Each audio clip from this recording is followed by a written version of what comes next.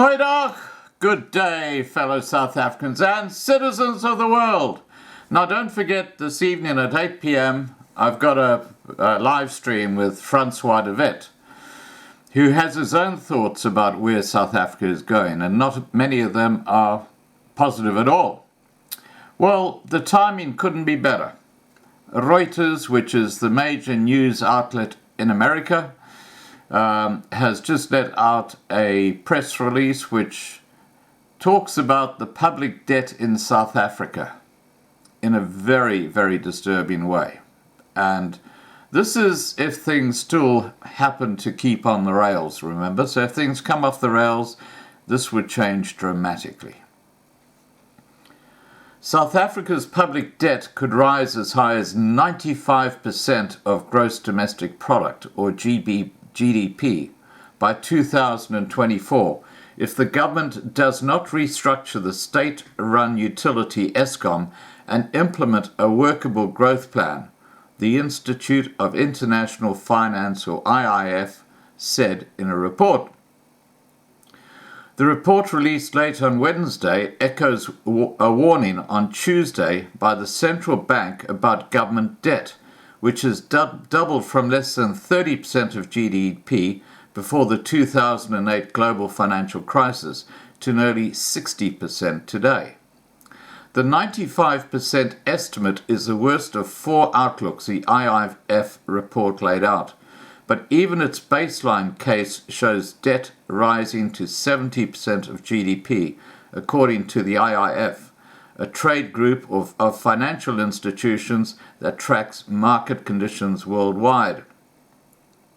The IIF said in its report, South Africa's debt sustainability is increasingly in question. The South African economy expanded 0.8% in 2018, and in February the National Treasury said it expected 1.5% growth in 2019. But it has since warned it might have to lower the forecast, especially after it granted Eskom a 59 billion rand two-year bailout package. Now, several people, experts in South Africa, suggested that it's going to just be about 0.6% growth in 2019, which is appalling. Anyway, the IIF said a proposed plan to shift Eskom's debt to the government would add 6 percentage points to South Africans' sovereign debt, owed by all the taxpayers in South Africa and all the citizens of South Africa. It said, the key for an improvement of the situation is the implementation of the National Growth Plan and Eskom restructuring blueprint. Investors and rating agencies will follow the October and February budget announcements closely. Finance Minister Tito Mboweni is set to deliver his medium-term budget on October the 30th. He is expected to give details of President Cyril Ramaphosa's plan to split Eskom into 3 units: generation, transmission, and distribution. Labour unions have backed the Ramaphosa's presidential campaign, as well as factions inside the ruling African National Congress, oppose the plan, raising fears that it may not materialise.